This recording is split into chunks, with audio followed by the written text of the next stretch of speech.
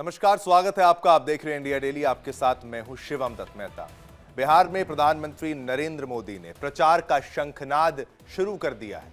इसके लिए उन्होंने कर्पूरी ठाकुर के गांव को चुना है। अब आप देखिए, पीएम मोदी ने पहली रैली समस्तीपुर में की और दूसरी रैली बेगूसराय में।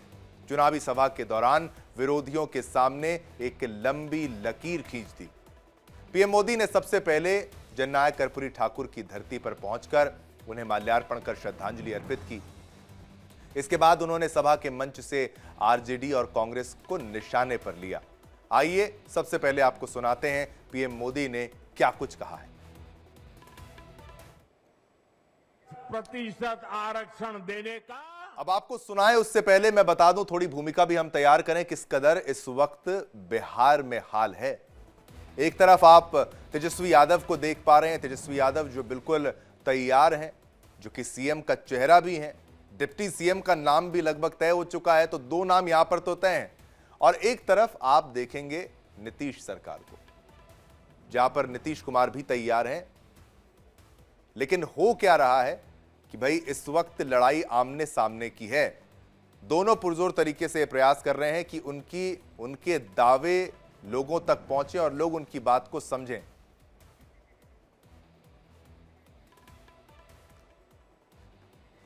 ये आज की रैली की तस्वीर भी हमने आपको दिखाई और ये तस्वीरें भी हमने आपको दिखाई। और ये स्थिति इस वक्त आप देखेंगे कि चुनावी शंखनाद जो है वो बज चुका है। चुनावी बिगुल जो है वो फूंक दिया गया है और अब आमने सामने की ये लड़ाई है। कौन किस पर भारी पड़ता है ये आने वाला वक्त बताएगा, क्योंकि तेजस्वी यादव ने वादों की झड़ी लगा दी है। अच्छा रोजगार देंगे, हर घर में रोजगार देंगे, ये बात कही है। तो वहीं पर यहां पर निशाना साधते हुए प्रधानमंत्री नरेंद्र मोदी ने भी निशाना साधा है।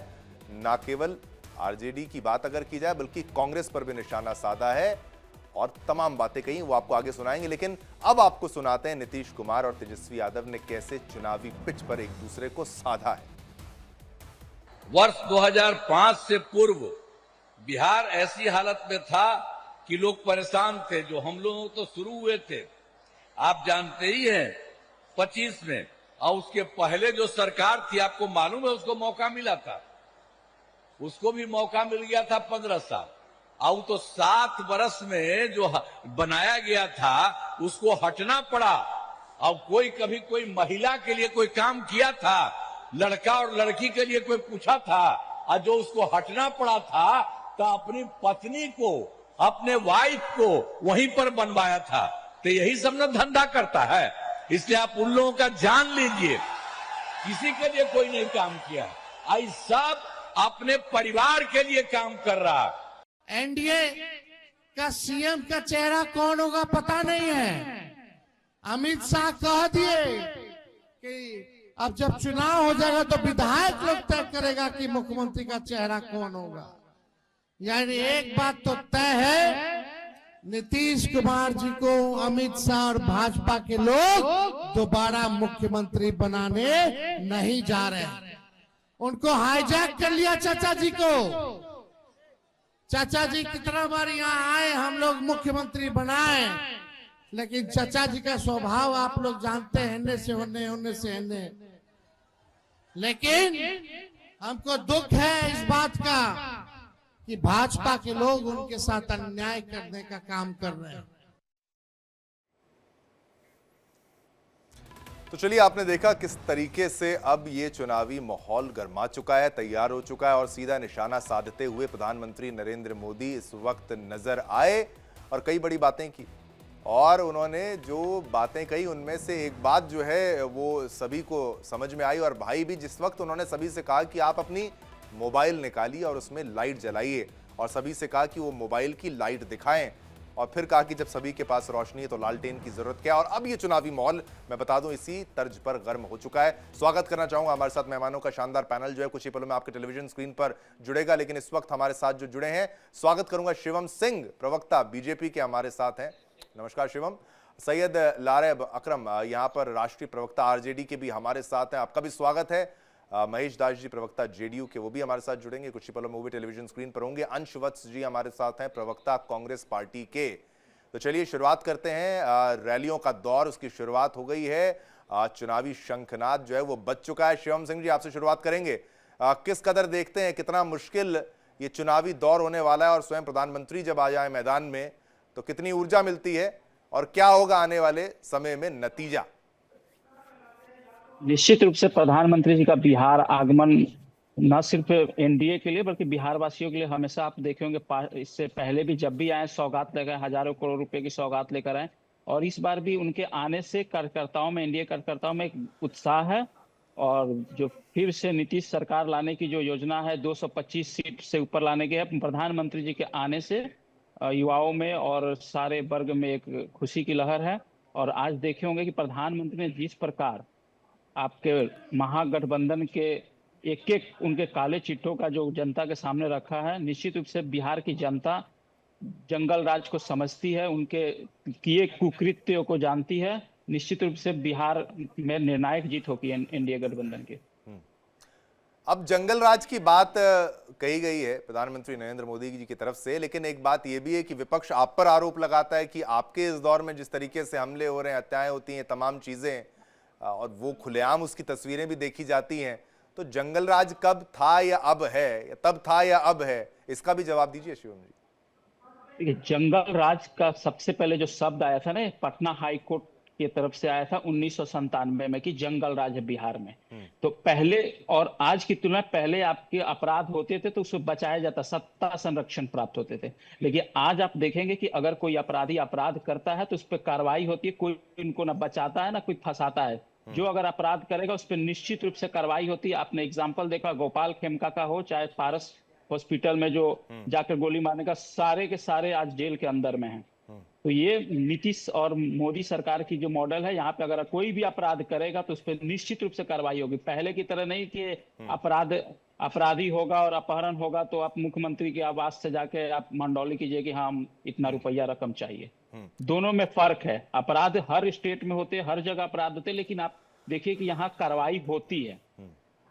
ठीक है, कार्रवाई होती है। इसी पर एक राय ले लेते हैं। सैयद लारे बकरम भी हमारे साथ हैं, राष्ट्रीय प्रवक्ता आरजेडी के। सैयद भाई, आप ये बताइए कि अब जंगल राज की बात जब आती है तो उंगलियां आप इन पर भी उठाने लगे हैं, ये आप पर उठाते हैं। अब माने तो किसकी माने, और अब सुशासन अब है या फिर आगे आएगा, और लाएंगे तो कैसे लाएंगे?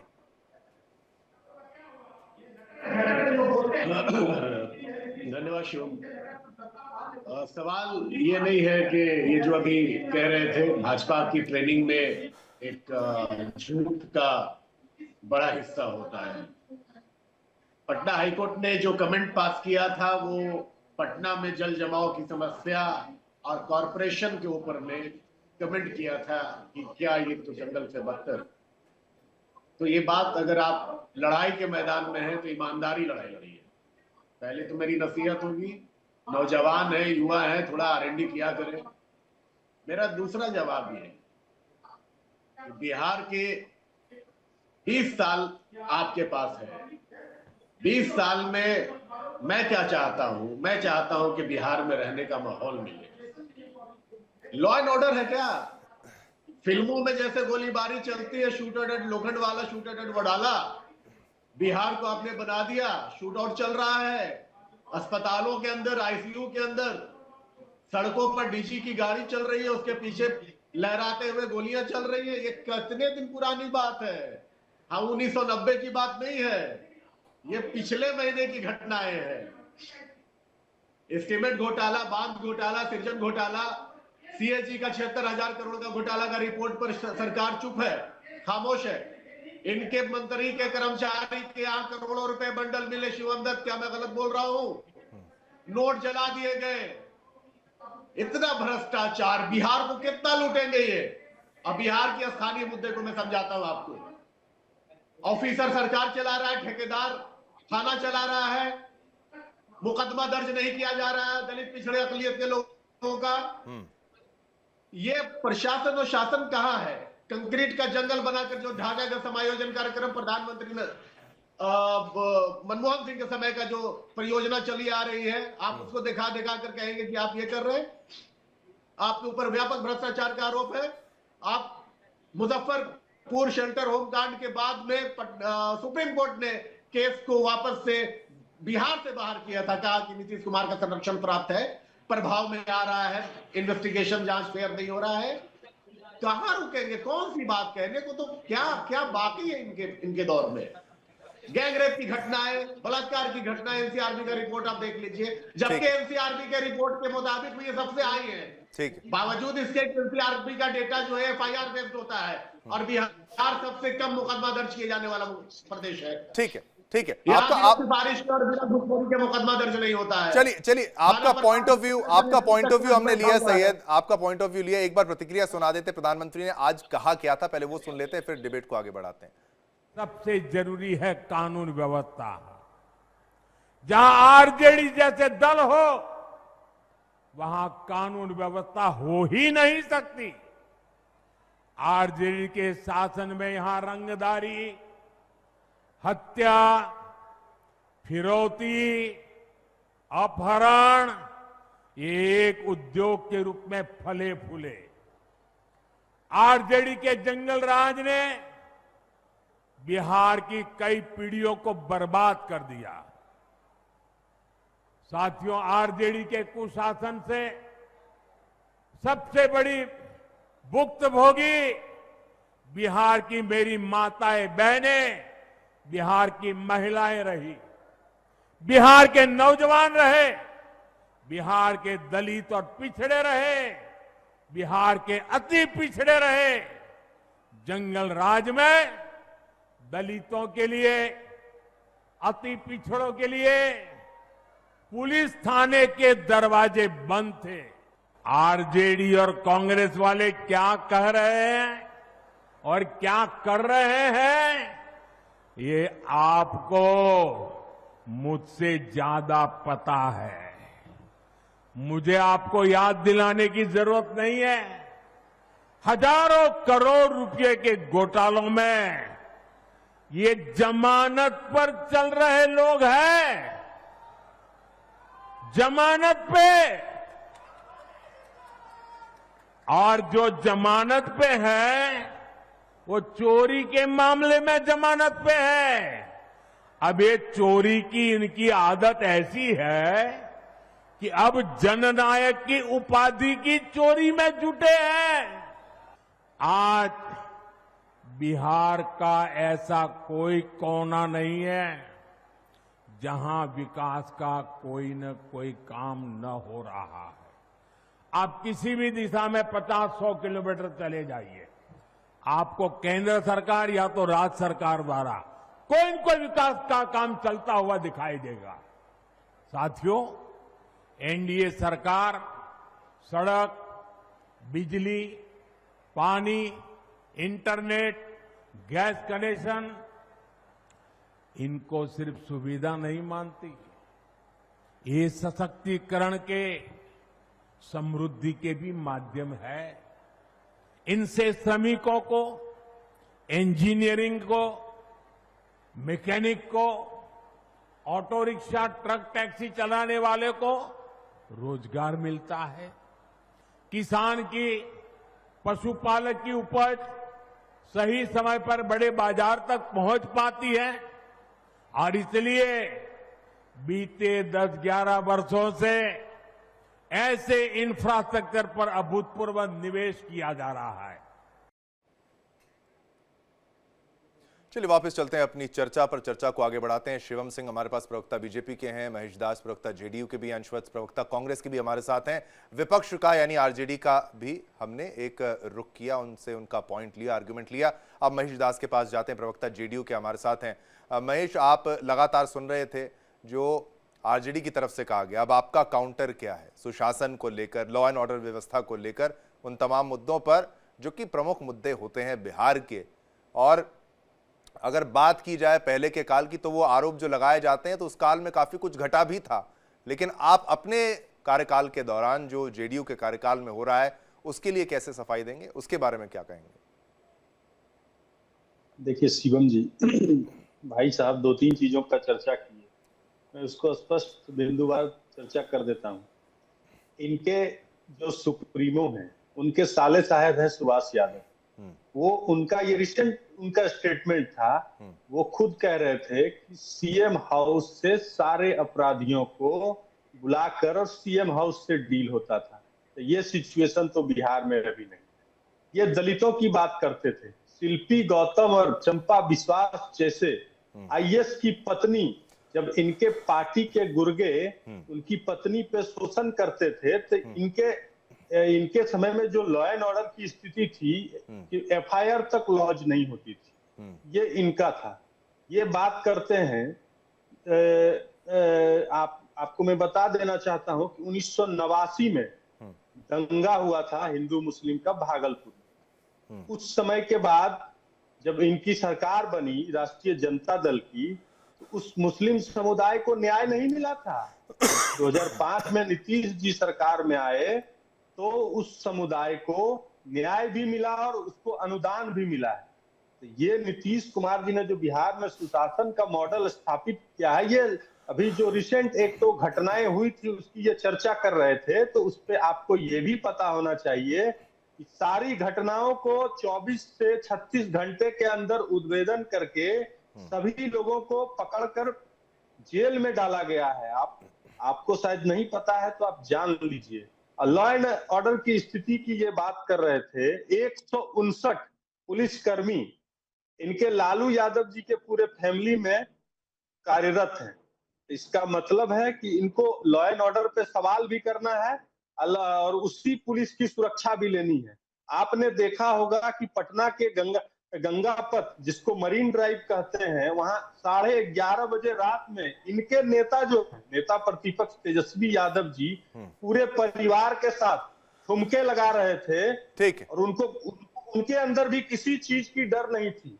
नीतीश कुमार जी का लॉ एंड ऑर्डर ये है। आप पूरे बिहार में 12 बजे रात में आप पटना से निकलिए और किशनगंज जाइए, आपको एक आदमी कोई टच कर दे तो आप हमको बताइएगा। बिहार में ये है लॉ एंड ऑर्डर की स्थिति। ठीक है। और ठीक। बड़ी और नहीं अभी एक दो और है, बता देता हूं, सुन लीजिए ना। ये लोग, मैंने कल का प्रेस कॉन्फ्रेंस तेजस्वी यादव जी का सुना, उन्होंने एक्सेप्ट किया कि भ्रष्टाचार से कोई समझौता नहीं करेंगे, अपराध से कोई समझौता नहीं करेंगे। इसका मतलब है कि आपके समय में जो कुकर्म किए गए उसको एक्सेप्ट कर रहे हैं तेजस्वी यादव जी। ये आपका इतिहास है। प्रधानमंत्री जी ने उसको दोहराया है तो कुछ गलत नहीं किया है। आप देखेंगे कि अभी चुनावी स्थिति है बिहार में, राष्ट्रीय जनता दल के समर्थक आपको जहां मिलेंगे तो आप भयभीत हो जाएंगे। इनको जैसे ही थोड़ी सी लगती है चुनाव की स्थिति आती है तो इनको लगने लगता है कि हमारी सरकार बनने वाली है और इनका आतंक शुरू हो जाता है। तो ये बिहार के लोगों ने झेला है, बिहार की महिलाएं ने झेली है। 6 बजे के बाद महिलाएं, क्या दिन में महिलाएं नहीं निकलती थी? वो अपने आप को इतने असुरक्षित महसूस करती थी बिहार में। ठीक है। दिन में नहीं निकलती थी। ठीक है, वही है कि भाई आगे जनता को मिलेगा क्या। ठीक है, ये लॉ एंड ऑर्डर सिचुएशन पर एक जवाब मैं अकरम आपसे ले लूंगा, लेकिन उससे पहले कांग्रेस के प्रवक्ता भी हमारे साथ काफी देर से हैं। अंशवत्स जी, आप बताइए। एक मुद्दा तो ये भी थोड़ा सा गरमाया कि जब पोस्टर लगे तो केवल वहां पर तेजस्वी नजर आए।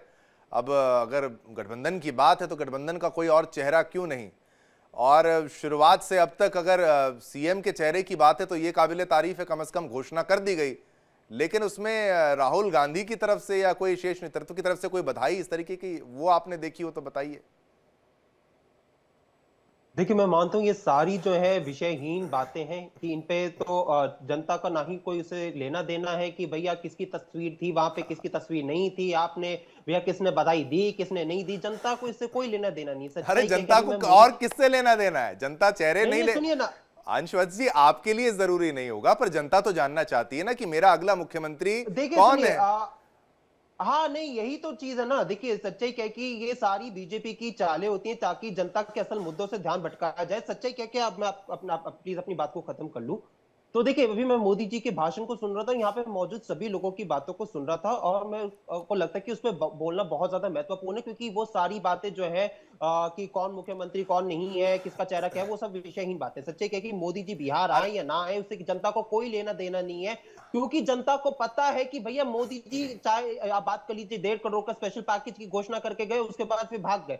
फिर आपको पता चलेगा बिहार में 12,000 स्पेशल ट्रेन का छठ पूजा पे आपने चूना लगाया बिहार की जनता को, उसके बाद आप भाग गए। आपने मोतिहारी में शुगर मिल का सपना दिखाया बिहार के लोगों को और आप भाग गए। तो सच्चे कहती है, अगर आज आप जनता, आपको बिहार की जनता जो बीजेपी को, इनके पूरे एनडीए के गठबंधन को सीरियसली बिल्कुल भी नहीं लेती है। अगर मैं आपके 20 साल के शासनकाल की यहाँ पे चर्चा करने बैठू, कुशासन के यहाँ पे रिपोर्ट कार्ड लिखने बैठू, तो यहाँ पे दलितों पर हो रहे अपराध में बिहार आज दूसरे नंबर पर है। आपने इन्वेस्टमेंट की बात कर लीजिए, आप पर कैपिटा की बात कर लीजिए, आप स्वास्थ्य व्यवस्था की बात कर लीजिए, आप शिक्षा व्यवस्था की बात कर लीजिए, आपने बिहार को सबसे नीचे पायदान पे लेकर आ गए। हमने वो खबर देखी है कि किस प्रकार से एक बच्ची थी, उसका रेप हो जाता है, वो पीएमसी हॉस्पिटल के सामने बैठी रहती है, उसको बेड तक नहीं मिलता, वो दम घोट देती है, वो मर जाती है। ये आपके 20 साल के शासनकाल की सच्चाई है। अगर मैं यहाँ पे बात करूं तो आज सरकारी स्कूलों में महिलाओं के लिए, जो गर्ल चाइल्ड है, उनके लिए वॉशरूम तक आपने व्यवस्था नहीं करवाई है। कई स्कूलों में सिर्फ एक टीचर है तो सारे सब्जेक्ट पढ़ाती है। ये आपके 20 साल के शासनकाल की सच्चाई है। अगर मैं आपके शासनकाल की सच्चाई रिपोर्ट कर लेके बैठूं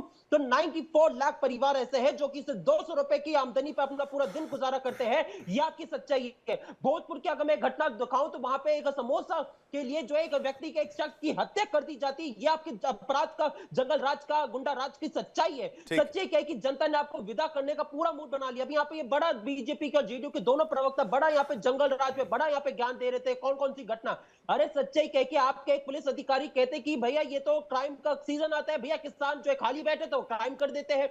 इनके जेडीयू के एक नेता है ललन सिंह जी, उन्होंने कहा कि भैया ये तो छोटी मोटी घटना है। अरे एक व्यक्ति की, कोई परिवार का शख्स मर जाता है, उसको आप छोटी मोटी घटना कह के आप जो अपना पल्ला झाड़ लेते हैं। सच्चाई है कि इनके खुद के गठबंधन के सहयोगी नेता चिराग पासवान जी कहते हैं कि भैया बिहार में आज अपराध बढ़ चुका है। एनसीआर का आप उठाकर देखेंगे तो बिहार में जंगल राज जो है उससे भयावक रूप से गुंडा राज ले चुका है। जंगल राज तो कुछ था नहीं वहां पे भैया, जो है हम लोगों के बीच में रहते थे, उनको समस्याओं को दूर करने का काम करते, लेकिन आप तो अपने पल्ला झाड़ने का काम कर रहे हो। आप समस्याओं को सुन ही नहीं रहे, उसको स्वीकार तक नहीं कर रहे। ये सच्चाई आपके राज में हो चुकी है। इस वजह से अगर आप बात करेंगे तो लखीसराय में आज जो है उप मुख्यमंत्री विजय सिन्हा जी को भगाया जा रहा है क्योंकि जनता उनको बात सुन नहीं सकती, उनके झूठ को नहीं सुन सकती है। मुजफ्फरपुर में इनके प्रत्याशी को भगाया जा रहा है। आप बात करेंगे जाले इनके विधानसभा के प्रत्याशी को भगाया जा रहा है क्योंकि आज जनता इनके झूठ को स्वीकार नहीं कर सकती है।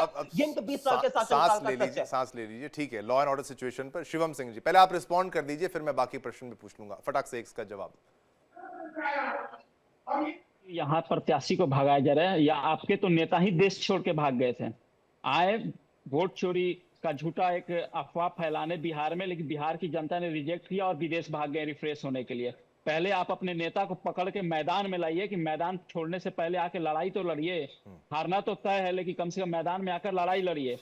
दूसरी बात, जहां तक जंगल राज की बात है, आप जंगल राज एक किसी बिहार की जनता से किसी से भी जाकर आप पूछेंगे तो आप 6 बजे से शाम से बाद बाहर आप नहीं निकल सकते थे, लेकिन आज आप देखेंगे कि बिहार में कहीं भी आप रात में जा सकते हैं, कहीं आपको एक बहन बेटी कहीं भी जाकर आप घूम सकती है, कोई दिक्कत नहीं है। लेकिन आप ये जंगल राज वाले विषय पे जो आरजेडी के मित्र बता रहे हैं, एक एक करके बोलेंगे। शिवम का जवाब हो जाए, बीच में फिर किसी ये मत कहिए कि ऑडियो नहीं आया। शिवम जी हाँ, पहले कंप्लीट सही है जी, एक एक करके। कैसे हटाएंगे तेजस्वी यादव? भ्रष्टाचार कैसे हटाएंगे? तेजस्वी यादव खुद जमानत पर हैं, आरोप तय है, उनपे 420 का आरोप तय है, उनपे ट्रायल चल रहा है।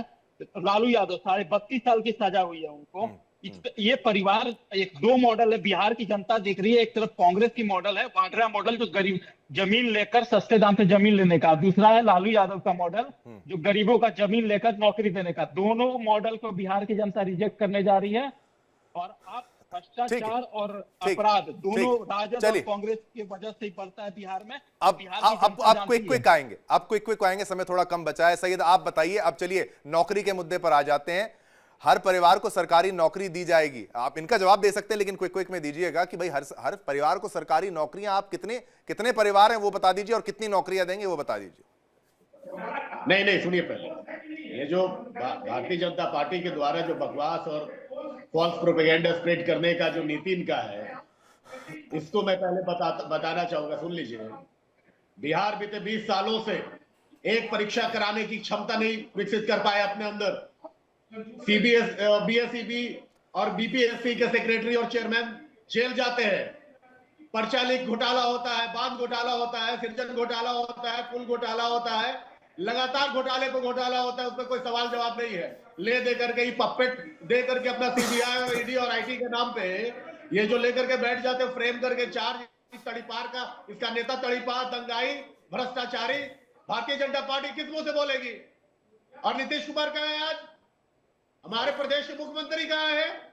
वो कभी किसी के माथे पर गमला रख देते हैं, किसी का पैर छू लेते हैं, किसी को जबरिया जो है माला पहना देते हैं।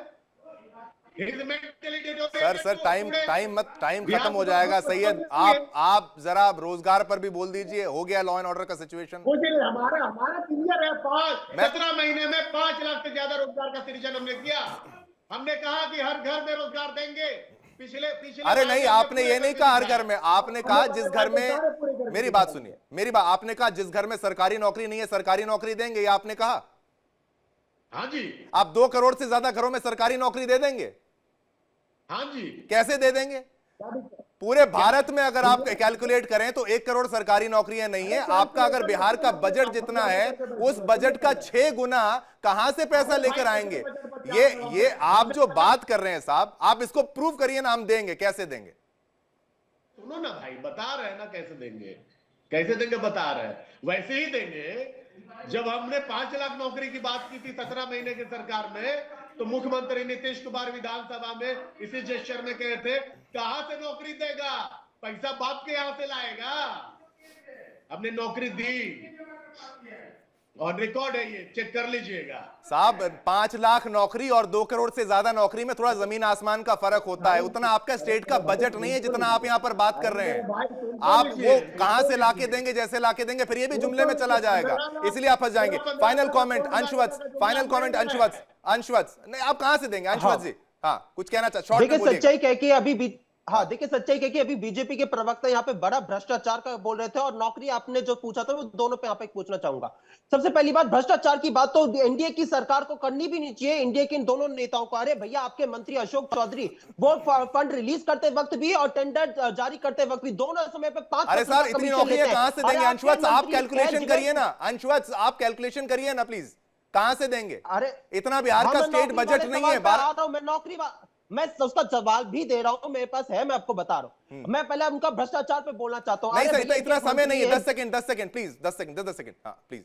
अरे आपने ये सवाल आपने बीजेपी के मोदी जी से तो पूछा नहीं कि भैया 2 करोड़ रोजगार सालाना देने नहीं, मेरे पास समय इतना था, मैंने जो सवाल पूछा उसका कोई जवाब ही नहीं देना चाह रहा। वैसे देंगे तैसे देंगे, ऐसा नहीं है। समय इतना था। बहुत बहुत शुक्रिया सभी का मैं करना चाहूंगा। वक्त है एक छोटे से ब्रेक का, छोटा सा ब्रेक लेंगे, तुरंत वापस आएंगे। इंडिया डेली अब आपके स्मार्ट टीवी पर भी मौजूद है। इंडिया डेली 24/7 अब इन सभी प्लेटफॉर्म्स पर लाइव देखें।